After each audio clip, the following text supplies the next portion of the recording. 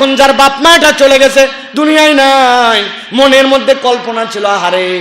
আগে সামর্থ্য ছিল না, আগে আমার গাড়ি ছিল না, আমার এখন গাড়ি হয়েছে, বাপ নাই,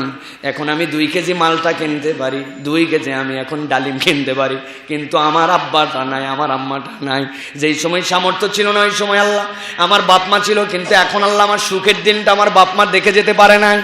আল্লাহ বলছেন নবীকে দিয়ে, আপনি নবী জানান, ওই সন্তানরা যদি 4টা কাজ করে, ওই পিতামাতাগুলা কবরে থাকার পরেও ওই আনন্দটা, ওই সোয়াবটা ওই সন্তানের পক্ষ থেকে পেয়ে যাবে।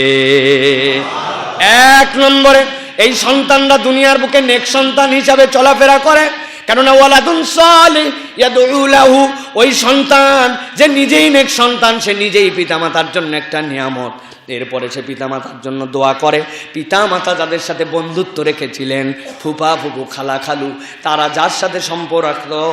আব্বা ঈদের সময় যাদের কাছে খাবার পাঠাতো, আব্বা ঈদের সময় আম্মা যেই বান্ধবীগুলার সাথে সম্পর্ক রাখতো, বাড়িতে কিছু হলেই যাদের খোঁজ খবর নিত,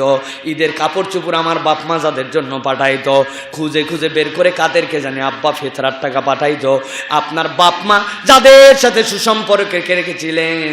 আপনি তাদের সাথে সুসম্পর্ক রাখেন, আর পিতা মাতার পক্ষ থেকে আল্লাহর দেওয়া নিয়ামত থেকে আপনি সাদাকা করেন। ফলের মৌসুম এসে গেছে, আমার আব্বা নাই, আমার আম্মা নাই, থাকলে তো দিতাম এইটা, যা একটা গরিব মানুষের জন্য 1 কেজি আনার কিনে দিয়ে দিছি, আমের সিজনে 2 মণ আম কিনছে, এইটা নিজের খাওয়ার জন্য নয়, আব্বা আম্মার পক্ষ থেকে এইটা মানুষে খাওয়াই দিছি। মাঝে মাঝে বাড়িতে ভালো খানার আয়োজন করে আব্বাই তো সবার আগে আসতো, আজকের দিনে ফকির মিসকিন গরিবদের জন্য আমি দান করে দিছি। যেই সন্তান এই 4টা অভ্যাসের মধ্যে রাখবে, ওই সন্তানের পিতা মাতা কবরে থাকার পরেও আল্লাহ তার আমল নামায় সওয়াব পাঠাতে থাকবে।